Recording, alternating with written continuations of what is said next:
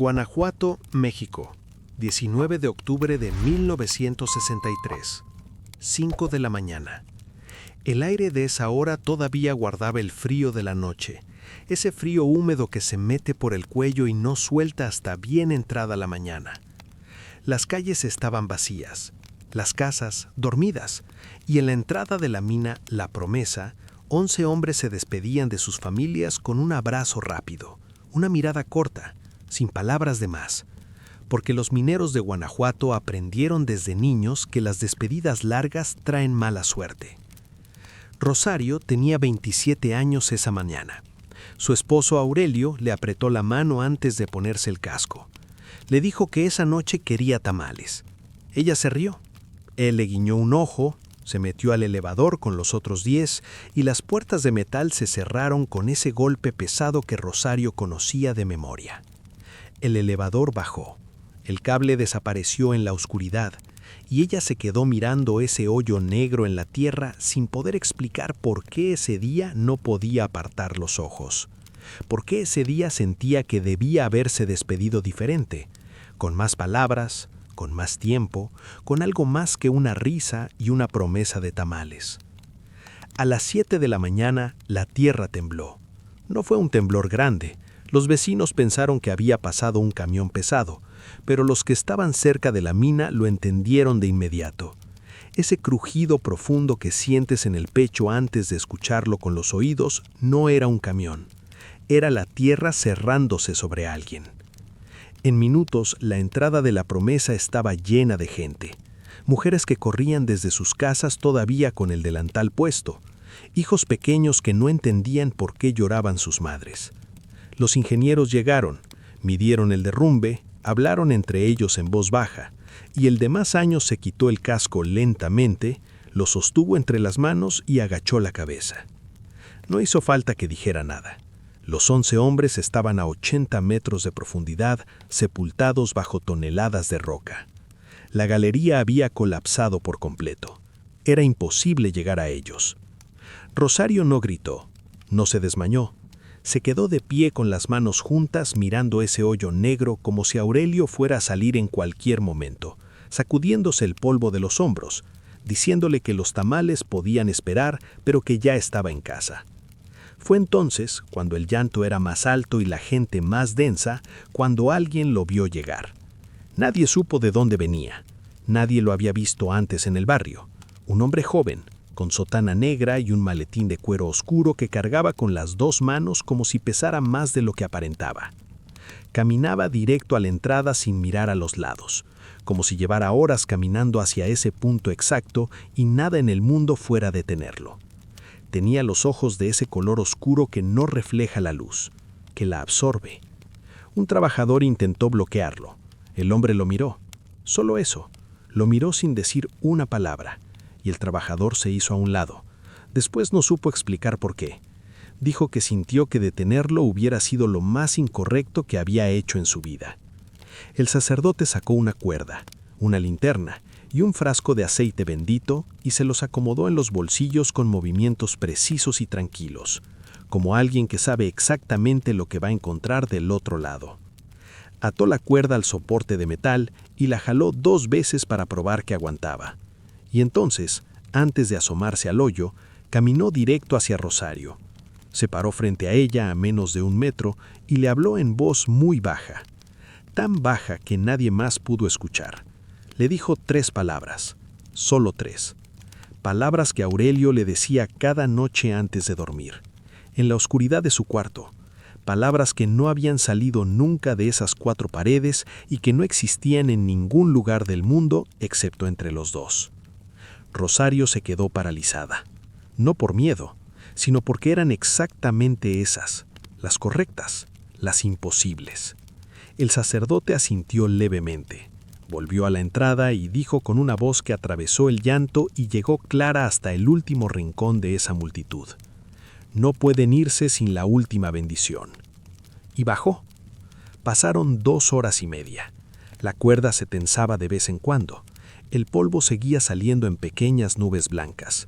Nadie habló, nadie se movió. Era como si el tiempo se hubiera detenido alrededor de ese hoyo negro, esperando algo que nadie sabía nombrar. Cuando la cuerda volvió a moverse con fuerza, 2 hombres jalaron el cable, y el sacerdote fue subiendo lento, metro a metro, hasta pisar tierra firme. Estaba entero, sin un rasguño, sin una mancha de polvo en la sotana, como si la tierra se hubiera apartado a su paso. Pero su cabello era completamente blanco. No canoso, blanco. Del mismo blanco de la cal fresca, del mismo blanco de las velas de un velorio, de raíz a punta, como si algo allá adentro lo hubiera vaciado de color en esas 2 horas y media. Alguien le preguntó cómo estaba. No respondió. Alguien le preguntó qué había visto. Tampoco. Se quedó un momento con los ojos cerrados, respirando despacio, con una calma que ya no parecía del todo humana. Luego los abrió y dijo: «Ya recibieron la bendición. Los 11». Nadie le había dicho cuántos hombres estaban ahí adentro. Esa información no había salido de la boca de ninguna persona viva en ese lugar. Rosario quiso preguntarle cómo sabía las palabras de Aurelio, sus palabras, las que nadie más en el mundo podía conocer. Abrió la boca, pero él habló primero.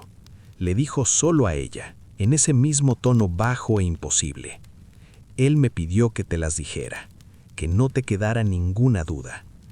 Rosario sintió que de suelo se movía bajo sus pies, porque entendió algo que le iba a costar años aceptar, que esas palabras eran una despedida, que Aurelio las había mandado desde algún lugar adentro de esa mina, y que este hombre de cabello blanco que nadie conocía y que nadie había llamado estaba con él en sus últimos momentos.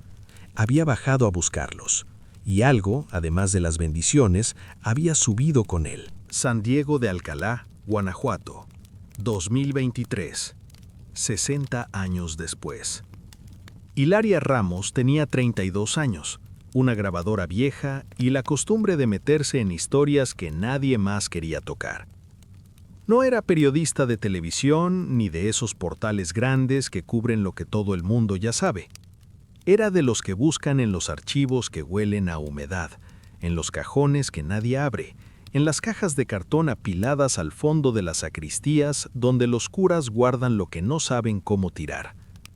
Había llegado a Guanajuato siguiendo una sola línea en un documento municipal de 1963 que decía lo siguiente: sacerdote no identificado, sin filiación confirmada con la diócesis local, presente en el lugar al momento del accidente en Mina La Promesa.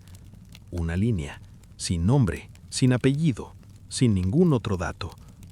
Hilaria la había encontrado por accidente buscando otra cosa, pero cuando la leyó, no pudo seguir buscando la otra cosa. En el archivo histórico de la ciudad encontró las fotos del accidente, blanco y negro, granuladas, tomadas con las cámaras de prensa de la época. En una de ellas, al fondo, casi fuera del encuadre, había un hombre con sotana negra mirando hacia la entrada de la mina. Hilaria amplió la imagen todo lo que pudo. El hombre era joven, cabello blanco, ojos oscuros. La foto no tenía nombre al pie, solo una fecha: 19 de octubre de 1963. Hilaria archivó la imagen y siguió buscando. 3 horas después encontró otra foto. Esta era de 1987, en color, tomada en el funeral de un minero retirado del mismo barrio. Entre los asistentes, de pie junto al ataúd, había un sacerdote.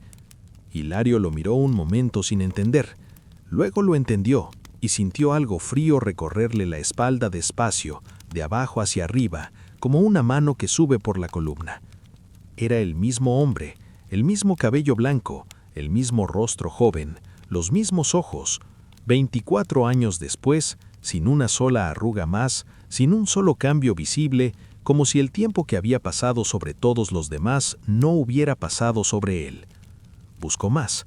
Encontró una foto de 2001 en la página de una parroquia local, otra de 2015 en una nota de un periódico regional sobre una misa de aniversario. 4 fotos, 4 décadas distintas, un solo rostro. Hilaria las alineó en su pantalla y las miró juntas durante un largo momento. Y entonces hizo algo que no tenía planeado hacer. Buscó el número de teléfono de la diócesis de Guanajuato y llamó. Le atendió una secretaria amable que consultó los registros y le dijo con total naturalidad que la parroquia de San Diego de Alcalá no tenía ningún sacerdote asignado con el nombre de Padre Tomás, que nunca lo había tenido, que según sus registros esa parroquia llevaba años sin párroco oficial asignado. Hilaria preguntó entonces quién firmaba los documentos de la parroquia, los bautismos, los matrimonios, los entierros. Hubo una pausa larga al otro lado del teléfono. La secretaria dijo que iba a consultar y volvió 3 minutos después con una respuesta que Hilaria no esperaba. Los documentos estaban firmados, sí, pero la firma no correspondía a ningún sacerdote registrado en la diócesis. Llevaba décadas así. Nadie lo había cuestionado. Nadie sabía explicarlo. Hilaria colgó el teléfono, se quedó mirando las 4 fotos en su pantalla y sintió por primera vez desde que había llegado a Guanajuato que quizás había algo en esta historia que no quería terminar de encontrar. Al día siguiente fue a la parroquia. Era una iglesia pequeña de piedra gris en una calle empedrada, con una puerta de madera oscura y macetas con flores en la entrada. Normal, tranquila. El tipo de lugar donde la gente lleva a bautizar a sus hijos y a enterrar a sus viejos. Hilaria empujó la puerta y entró. La iglesia estaba vacía a esa hora. Olía a cera y a flores viejas y a algo más que no supo identificar de inmediato, algo que le recordó vagamente a tierra húmeda, a piedra mojada, al olor específico de los lugares que llevan mucho tiempo cerrados, aunque sus puertas estén abiertas todos los días. Se sentó en uno de los bancos del fondo y esperó. Pasaron 5 minutos, 10. No se escuchaba nada, ni pasos, ni voces, ni el ruido habitual de una sacristía con alguien adentro. Solo el silencio denso de esa iglesia y ese olor que no terminaba de identificar. Hilaria se giró para ver si había alguien más en la nave, y el padre Tomás estaba sentado en el banco de enfrente, mirándola. No había escuchado pasos, no había escuchado la puerta de la sacristía, no había escuchado nada. Simplemente estaba ahí, con las manos juntas sobre las rodillas, en silencio, como si llevara ahí sentado mucho más tiempo que ella. Era exactamente como en las fotos, pero las fotos no podían capturar lo que Hilaria sintió al verlo en persona. Una quietud que no era paz, sino algo más antiguo. Algo que se parecía a la paciencia de alguien que lleva mucho tiempo esperando y ya no tiene apuro porque sabe que al final todo llega. Hilaria sacó la grabadora con manos que no terminaban de estar del todo quietas. Él miró la grabadora, luego la miró a ella y esperó. Ella le preguntó cuántos años tenía. El padre Tomás sonrió, una sonrisa tranquila, sin malicia, con algo adentro que Hilaria no supo leer del todo. Y le dijo con esa voz baja que llenaba el espacio sin ningún esfuerzo: los mismos que tenía cuando bajé. Hilaria sintió que la temperatura de la iglesia bajó 1 grado, porque ella nunca le había dicho nada sobre la mina, nunca le había dicho de dónde venía ni qué estaba buscando. Acababa de sentarse frente a él por primera vez en su vida, y él ya sabía. Hilaria apretó el botón de grabar y se obligó a sostenerle la mirada.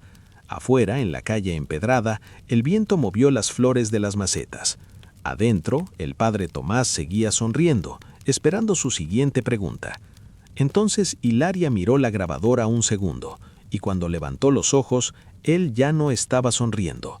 La miraba fijo, sin expresión, con esos ojos oscuros que no reflejaban la luz de las velas, y dijo antes de que ella pudiera abrir la boca: «Ya sé lo que encontraste en el archivo. Y hay cosas que no están en ningún archivo, hija. Esas son las que deberían preocuparte». Hilaria salió de la iglesia con la grabadora apretada en la mano y el corazón golpeándole el pecho más fuerte de lo que quería admitir. Caminó rápido por la calle empedrada sin mirar atrás, como si mirar atrás fuera a confirmar algo que todavía no estaba lista para confirmar. Se metió al primer café que encontró abierto, pidió algo caliente que no llegó a tomar, sacó su libreta y escribió 3 palabras en la primera hoja en blanco: «Hay cosas que no están en ningún archivo». La subrayó 2 veces. Luego cerró la libreta, miró por la ventana hacia la calle y se quedó pensando en que llevaba 3 días en Guanajuato y ya tenía miedo de encontrar lo que había venido a buscar.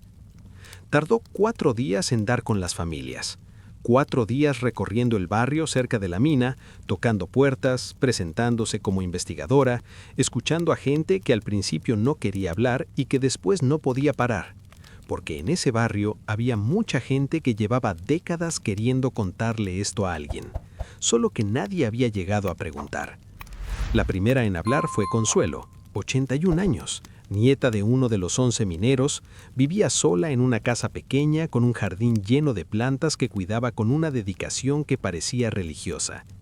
Le ofreció café, le preguntó de dónde era, y cuando Hilaria mencionó la promesa y 1963, Consuelo se quedó callada un momento, fue a su cuarto sin decir nada y volvió con una caja de madera oscura que puso sobre la mesa.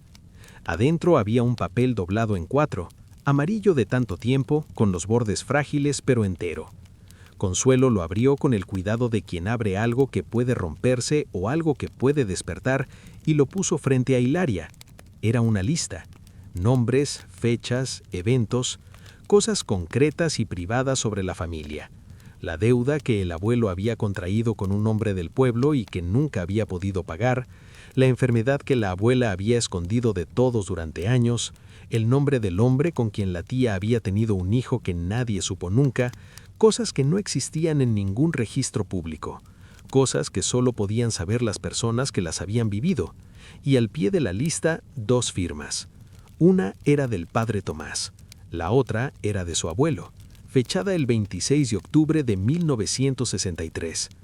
Hilaria leyó la fecha 2 veces, luego miró a Consuelo. 7 días después del accidente, le dijo la mujer en voz baja. Mi abuelo llevaba 7 días muerto bajo 80 metros de roca cuando firmó ese papel.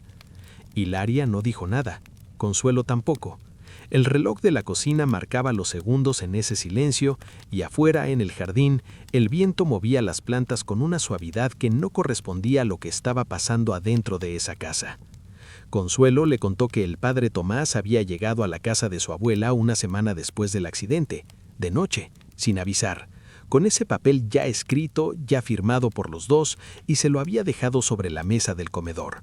Solo le dijo que su marido le mandaba saludos, que estaba bien, que no había sufrido, y que el papel era una promesa que ya estaba cumplida.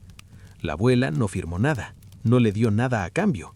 El padre Tomás no pidió nada, pero a partir de esa noche las cosas en la familia cambiaron. Las deudas desaparecieron, la enfermedad de la abuela retrocedió sin ninguna explicación médica, el hijo secreto de la tía encontró trabajo y nunca más pasó necesidad. Todo lo que estaba en ese papel, cada problema, cada peso que cargaba esa familia, se fue resolviendo solo en los meses siguientes, como si alguien, desde algún lugar que no era este, estuviera cumpliendo una promesa hecha en la oscuridad. Hilaria visitó otras 6 familias ese mismo día, y en 5 de ellas encontró lo mismo, un papel doblado en 4, siempre guardado en algún lugar especial, una caja, un cajón cerrado con llave, debajo de un colchón, siempre con la misma estructura, una lista de secretos que nadie más podía conocer, la firma del padre Tomás y la firma del muerto, siempre fechado en los días posteriores al accidente, siempre acompañado por la misma historia, el sacerdote llegando de noche, sin avisar, dejando el papel, diciendo que el marido mandaba saludos, que no sufrió, que estaba bien, y siempre, sin excepción, seguido por los mismos resultados.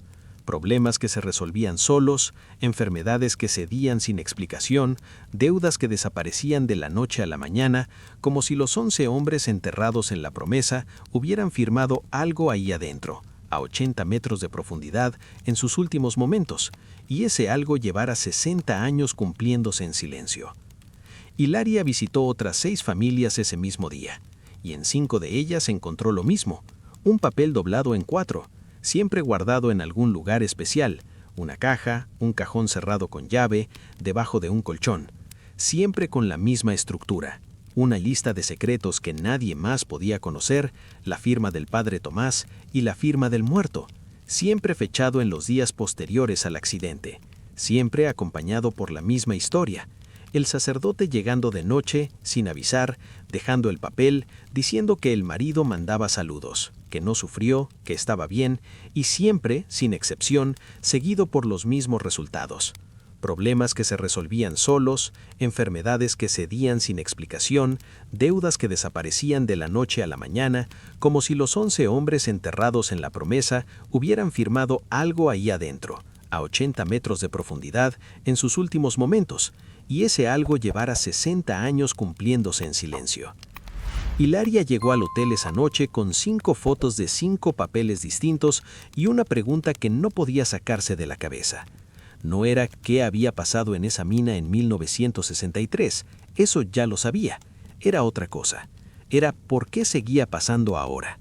Porque las familias no le habían hablado solo del pasado, le habían hablado del presente. Le habían dicho que el padre Tomás seguía visitándolas, no a las viudas, que ya habían muerto todas, sino a sus hijos, a sus nietos, a personas que ni siquiera habían nacido cuando ocurrió el accidente. Llegando de noche, sin avisar, dejando papeles nuevos sobre las mesas, con secretos nuevos que nadie más podía conocer y con firmas que no deberían existir. Hilaria abrió su laptop, alineó las fotos de los 5 papeles en la pantalla y los miró juntos durante un momento largo. Luego buscó en su grabadora el audio de la conversación con el padre Tomás esa mañana en la iglesia. Lo encontró, lo reprodujo y escuchó su propia voz haciendo preguntas en esa iglesia que olía a tierra húmeda. Escuchó el silencio entre sus preguntas, el espacio donde debería haber estado la voz de él respondiendo, pero no había nada, solo silencio. La voz del padre Tomás no estaba en la grabación, como si durante toda esa conversación, sentados frente a frente en esa banca de madera vieja, no hubiera habido nadie al otro lado de la banca. Hilaria cerró la grabadora. Se quedó mirando la pantalla con las 5 firmas de 5 hombres muertos y por primera vez desde que había llegado a Guanajuato, pensó seriamente en hacer la maleta, bajarse al lobby, pagar la cuenta y no volver nunca más. Por primera vez pensó que quizá había cosas que era mejor no terminar de encontrar. Pero entonces su teléfono vibró sobre la mesa. Era un mensaje de un número desconocido, sin texto, solo una imagen. Era una foto de ella, tomada esa misma tarde, desde afuera, a través de la ventana de Consuelo, en el momento exacto en que leía el papel doblado en 4. Y en la esquina inferior de la foto, escrito a mano con letra pequeña y precisa, había una sola línea. Bienvenida, hija. Ya era hora de que alguien preguntara. Hilaria no durmió esa noche. Se quedó sentada en la cama del hotel con el teléfono en la mano, mirando la foto que le habían mandado. Esa foto tomada a través de la ventana de Consuelo en el momento exacto en que leía el papel. Alguien había estado ahí. Alguien la había seguido desde la iglesia, había esperado afuera en la calle mientras ella escuchaba a una mujer de 81 años contarle lo que su abuelo muerto había firmado 7 días después de morir, y le había mandado una foto para decirle que sabía exactamente dónde estaba y qué estaba haciendo. Y lo había llamado bienvenida, como si llevara tiempo esperándola, como si su llegada a Guanajuato no hubiera sido una decisión suya, sino algo que ya estaba previsto desde antes. A las 6 de la mañana, cuando la luz empezó a entrar por la ventana del hotel, Hilaria tomó la única decisión que tenía sentido tomar: no hacer la maleta, no bajar al lobby, no pagar la cuenta y desaparecer, sino ir a la mina. Había algo en la promesa que todavía no había visto, algo que los archivos no tenían y que las familias no le habían contado porque quizás ellas tampoco lo sabían. Y si alguien la estaba vigilando y tomando fotos y mandándole mensajes a las 11 de la noche, era porque se estaba acercando a eso. La mina La Promesa quedaba a 20 minutos del centro, al final de una calle que iba perdiendo casas y pavimento hasta convertirse en un camino de tierra entre cerros pelados. Hilaria fue caminando. Llegó a las 7 de la mañana, con el sol todavía bajo y el aire frío de la madrugada pegado a la ropa. Lo que encontró no era lo que esperaba. No había una entrada clausurada con rejas y candados y carteles de peligro como en las minas abandonadas que había visto en fotos. Había una pared de tierra y piedra apilada con demasiado cuidado, demasiada precisión, como si alguien la hubiera armado para que pareciera un derrumbe natural, pero sin serlo. Hilaria se acercó. Empujó algunas piedras con el pie. Se dieron fácil, demasiado fácil para hacer un derrumbe de 60 años. Siguió quitando piedras con las manos durante varios minutos hasta que apareció una abertura, no grande, lo suficiente para que pasara una persona. El aire que salió de adentro era frío y húmedo y olía exactamente igual que la iglesia del Padre Tomás, tierra mojada, piedra vieja y algo más debajo de todo eso, algo que Hilaria no supo nombrar pero que le apretó el estómago de una manera que no tenía nada que ver con el olfato. Sacó la linterna del bolso, la encendió y entró. El túnel era bajo y estrecho en la entrada, pero se abría a los pocos metros en una galería más amplia donde podía caminar derecho. Las paredes eran de roca oscura con vetas de cuarzo que brillaban cuando la luz las tocaba. El suelo estaba seco, demasiado seco para una mina abandonada en zona húmeda. Y entonces vio las velas. Primero una, sola, pegada a la pared con su propia cera derretida. Luego otra. Luego 5 juntas en un saliente de roca. Luego más, muchas más, alineadas a los lados del túnel como si alguien las hubiera puesto ahí para iluminar un camino. Todas apagadas, pero todas con la cera todavía blanda, encendidas hacía pocas horas. Hilaria siguió avanzando. El túnel giraba a la izquierda y se abría en una cámara más grande, un espacio natural en la roca donde el techo subía varios metros, y en esa cámara se detuvo. En el centro había 11 cruces pequeñas clavadas en el suelo, formando un círculo perfecto. Frente a cada cruz, una vela, todas encendidas. Hilaria contó las cruces 2 veces. 11. En cada una había un nombre grabado en la madera con algo filoso, los nombres de los 11 mineros que habían muerto ahí en 1963. Aurelio estaba entre ellos. Hilaria fotografió todo sin moverse del borde de la cámara. Sus manos no estaban del todo quietas, pero la cámara del teléfono enfocaba bien, y eso era lo que importaba. Luego notó algo más. En la pared del fondo, detrás de las cruces, había marcas, no grabadas en la roca, sino escritas con algo oscuro, algo que podría haber sido carbón o podría haber sido otra cosa. Nombres, cientos de nombres en columnas ordenadas, de arriba hacia abajo, cubriendo toda la pared. Hilaria se acercó. Reconoció algunos de los apellidos. Eran los mismos de las familias que había visitado, los mismos de los papeles doblados en 4 que guardaban en cajas de madera. Pero no eran los nombres de los muertos, eran los nombres de los vivos, hijos, nietos, bisnietos, gente que había nacido décadas después del accidente. Y junto a cada nombre, una fecha. Hilaria buscó su propio nombre por reflejo, por ese impulso irracional que tiene la gente cuando ve una lista larga y no puede evitar buscar el suyo. No lo encontró. Sintió algo parecido al alivio y algo parecido a la decepción al mismo tiempo, una mezcla que no tenía sentido y que la perturbó más que cualquier otra cosa que había visto en esa cámara. Entonces escuchó pasos detrás de ella. Pasos tranquilos, sin apuro, que venían por el túnel desde la entrada. Hilaria apagó la linterna y se pegó a la pared. La oscuridad fue total e inmediata, tan densa que casi se podía tocar. Los pasos siguieron acercándose, lentos y regulares, con la calma de alguien que conoce el camino de memoria y no necesita luz para recorrerlo. Se detuvieron en la entrada de la cámara. Hilaria contuvo la respiración.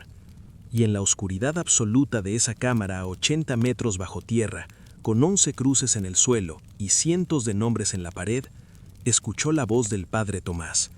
No estaba gritando, no estaba buscándola, hablaba en voz baja, con ese tono tranquilo que llenaba el espacio sin esfuerzo, como si estuviera rezando o como si estuviera reportando algo a alguien que Hilaria no podía ver. Decía nombres, uno por uno, con una pausa entre cada uno, los mismos nombres que estaban escritos en la pared. Y después de cada nombre, una fecha. Hilaria reconoció la tercera fecha que dijo. Era la de hoy, y el nombre que la acompañaba era el suyo. Hilaria no respiró durante lo que le parecieron varios minutos, pero que probablemente fueron segundos. Estaba pegada a la pared de roca en la oscuridad total, con la linterna apagada en la mano, escuchando al Padre Tomás decir su nombre en voz baja a 80 metros bajo tierra, en la misma cámara donde 60 años atrás 11 hombres habían firmado algo que todavía seguía cumpliéndose. Su nombre, con una fecha, la de hoy. En algún punto de esos segundos tomó una decisión.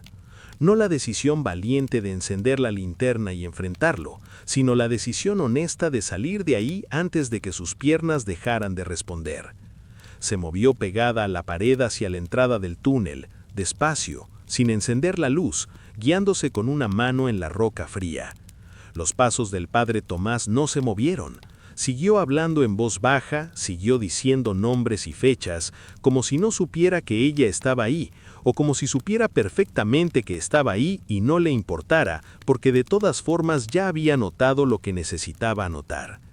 Hilaria encontró el túnel, siguió avanzando, vio el gris pálido de la entrada a lo lejos como la cosa más hermosa que había visto en su vida y salió. El aire de afuera golpeó su cara con una claridad que le hizo dar cuenta de lo espeso que era el aire adentro. Se alejó de la entrada, caminó hasta el camino de tierra y siguió caminando sin detenerse durante 20 minutos hasta que las casas volvieron a aparecer a los lados. Solo entonces se detuvo. Solo entonces se permitió temblar. Llegó al hotel, subió a su cuarto, cerró la puerta con llave y la cadena y se sentó en el borde de la cama. Abrió el teléfono. Las fotos que había tomado en la cámara estaban ahí. Las cruces, las velas, los nombres en la pared, todo.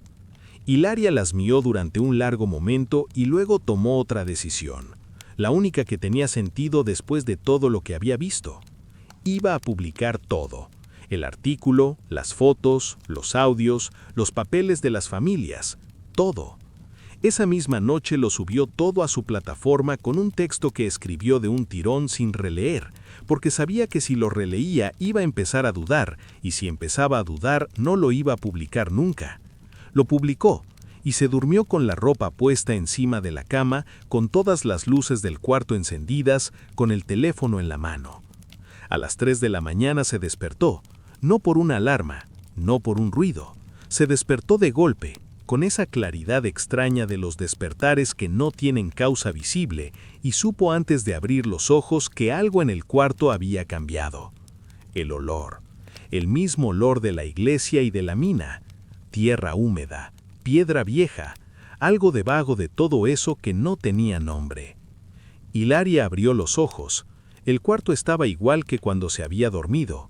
Todas las luces encendidas, la puerta cerrada con llave y cadena, la ventana cerrada. No había nadie, pero sobre la mesita de noche donde ella estaba segura de no haber dejado nada, había un papel doblado en 4.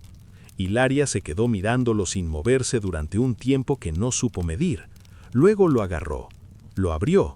Era una lista, sus secretos, los suyos. Cosas que no existían en ningún registro, en ningún archivo, en ningún lugar del mundo excepto adentro de su cabeza. Escritos con una precisión que le cortó la respiración, porque no eran aproximaciones ni deducciones, eran exactamente las palabras que ella usaba cuando pensaba en esas cosas, las palabras precisas de su voz interior que nadie más podía escuchar. Y al pie de la lista, una firma, la del padre Tomás, y un espacio en blanco debajo, con una línea fina, esperando la suya. Hilaria leyó el papel completo una vez más.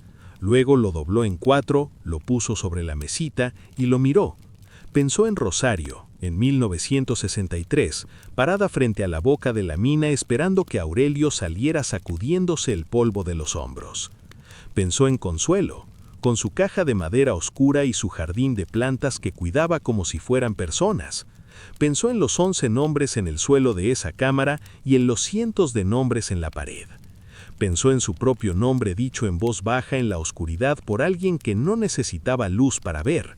Y pensó en algo que Consuelo le había dicho casi de pasada, casi sin darle importancia, en esa cocina que olía a café y plantas mojadas. Le había dicho que su abuela nunca se arrepintió, que hasta el último día de su vida había dicho que el padre Tomás era lo más cercano a un milagro que había visto. Que sí, que era extraño, que sí, que daba miedo, pero que sus muertos habían podido despedirse y sus vivos habían podido seguir adelante. Y que a veces, le había dicho su abuela, eso es exactamente lo que un alma necesita para descansar. Hilaria miró el papel una vez más, la lista de sus secretos, el espacio en blanco esperando su firma. Y entonces escuchó, muy despacio, 3 golpes suaves en la puerta del cuarto. No urgentes, no amenazantes, pacientes, como alguien que ya sabe que le van a abrir y solo está esperando el momento en que la persona del otro lado termine de decidir. Hilaria se levantó, caminó hacia la puerta, puso la mano en la manija y se detuvo un segundo con la frente apoyada en la madera fría, pensando en que llevaba toda su vida buscando cosas que nadie más quería tocar y que quizás, solo quizás, esta era la primera que la había estado buscando a ella. Abrió la puerta. El pasillo estaba vacío, pero el olor a tierra húmeda era tan denso que casi se podía ver, y sobre el suelo del pasillo, frente a su puerta, había una sola vela encendida, la misma cera blanda de las velas de la cámara. Hilaria la miró un momento, luego miró hacia los dos extremos del pasillo vacío, luego volvió al cuarto, tomó el papel de la mesita, se sentó en el borde de la cama y durante un largo tiempo que no supo medir, estuvo mirando ese espacio en blanco debajo de la firma del padre Tomás, la línea fina esperando la suya. Afuera, en el pasillo, la vela siguió ardiendo hasta el amanecer, y cuando la mucama abrió el cuarto a las 9 de la mañana para limpiar, encontró el cuarto vacío, la cama sin deshacer, y sobre la mesita de noche un papel doblado en 4. Lo abrió sin saber lo que era, leyó la lista. No entendió nada de lo que decía porque no conocía a esa mujer, ni sus secretos, ni su historia. Pero al pie de la página, debajo de la firma del padre Tomás, había una segunda firma, y la fecha era la de esa noche. La mucama dobló el papel, lo dejó sobre la mesita y siguió limpiando. Y en la parroquia de San Diego de Alcalá, a 20 minutos de ahí, el padre Tomás abrió las puertas de la iglesia para la misa de las 9 como lo había hecho cada mañana desde 1984. Entró la misma gente de siempre, se sentaron en los mismos bancos de siempre, y nadie, absolutamente nadie, notó que esa mañana el padre Tomás sonreía de una manera levemente distinta, como alguien que acaba de cerrar una cuenta que llevaba mucho tiempo abierta, como alguien que ya puede seguir adelante.